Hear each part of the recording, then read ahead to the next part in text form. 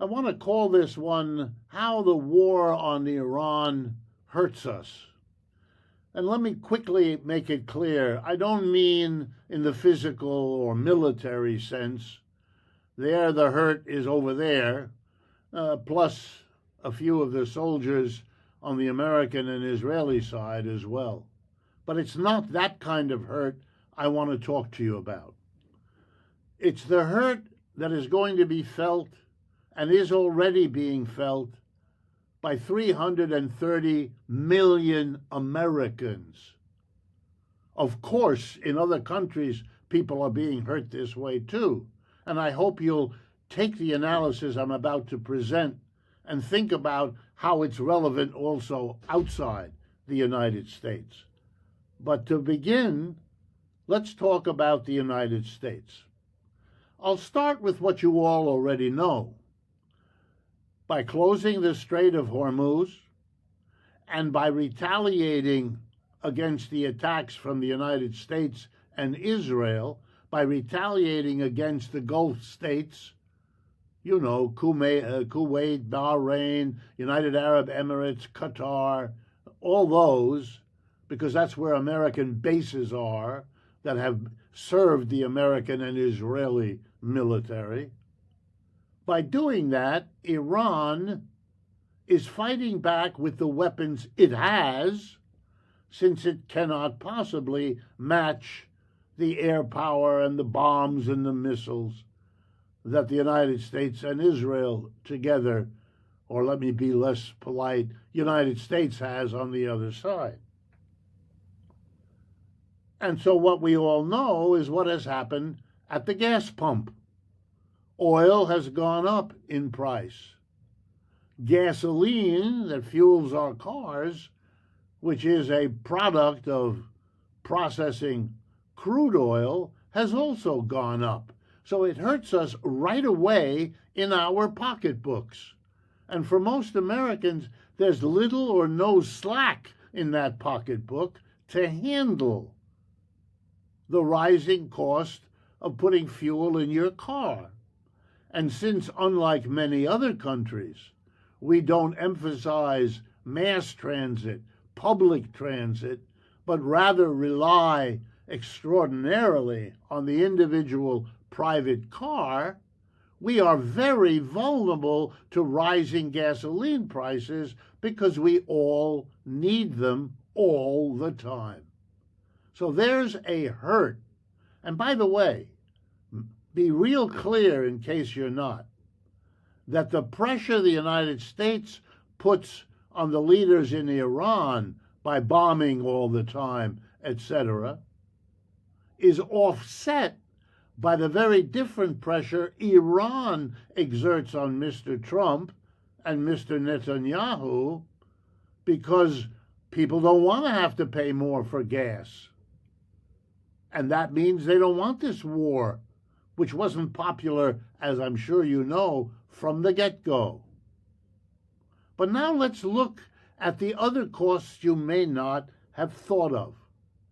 There's another processing of crude oil that ends up in what we call diesel fuel.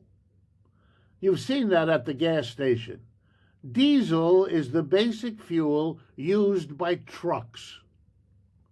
And in case you didn't know, diesel fuel has gone up from roughly $3.50 a gallon before the war on Iran to $5.50 per gallon. In this analysis, Richard D. Wolff explains that a war involving Iran is not only a military issue but also an economic one. He argues that rising tensions can increase oil prices, especially through key routes like the Strait of Hormuz, which then leads to higher fuel costs, inflation, and financial pressure on everyday people. Ice cream store, whatever it is we buy, whether it's at the store on the corner or delivery via the internet, it's all brought to us by trucks. And if the trucks burn diesel, which they all do, they're going to have to charge more money to cover the rising cost of diesel.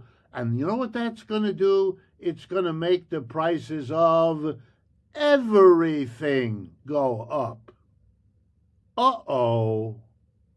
We're just a few weeks into the war. Those effects are already underway in oil and gas, and in a week or two or three, you'll start seeing it affecting the prices of everything else. Now, Mr. Trump ran for office on bringing the inflation down. Inflation is just a word for a general rise in prices. Here's what closing the Strait of Hormuz means. We're going to have a general increase in prices. We're going to have a worsening of inflation, which we're mostly upset about given what it has done to us over the last 5 or 10 years. But we're having more of it. That is a hurt we're about to suffer that comes directly out of and as a result of the war on Iran. Here's yet another item you may not have thought of. One of the ways you can process crude oil is to make the compounds that we call fertilizer. That's right. Those bags of white and other powders that you may have noticed farmers spreading around the soil. When? Well, kind of now, in the spring, as they get ready for the warmer weather. They fertilize in preparation to put the seeds in, etc., etc. Well, if you have to pay more for oil, you're going to have to charge more when you convert the oil into fertilizer. And farmers who are famous for working on small margins, they barely make enough to cover costs as it is, they're now going to have a really hard time because their costs went up. No, wait a minute, let's do it together. The farmer has to pay more for the fertilizer. He has to pay more for the fuel that goes into his tractor. He has to pay more for everything else he uses on the farm because he picks it up at a local farm supply store. And where did they get it? Off of a truck that brought it from the manufacturer. Oh my goodness, the farmers are getting it from all sides. And you're going to see what in the months and years ahead. Yeah. According to Richard D. Wolff, conflict involving Iran can disrupt global oil flow through the Strait of Hormuz. This can raise fuel prices, increase transportation costs, and eventually lead to inflation that affects food, goods, and daily life in countries like the United States. This morning's headline brought the word that the Federal Reserve in this country, the agency that manages money, banking, and interest rates, announced today that it is rethinking its plans. Its plans were to reduce interest rates, which a lot of people were happy about. But they're changing their view because seeing the inflation coming, why? They did the analysis I just did with you. They're now beginning to think they may need to, get ready, raise interest rates in order to hold back the inflation generated by, you guessed it, the war on Iran. Or to be more exact, the war on Iran that left Iran with really no effective weapon other than disrupting, interrupting the global oil business, which they did. Are we done? Not at all.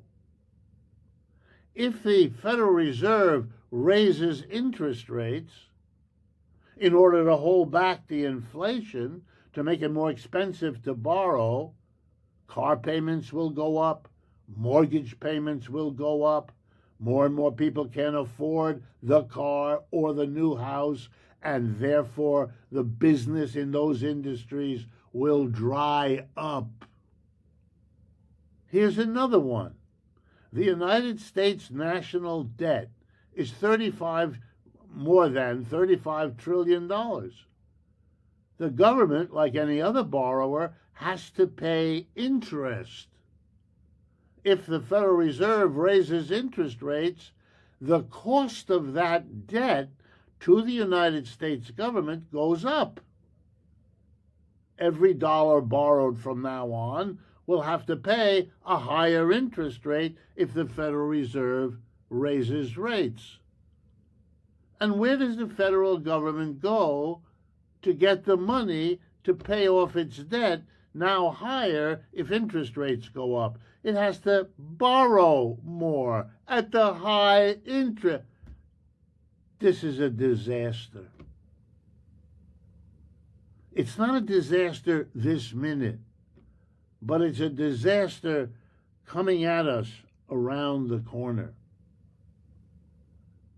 Last point.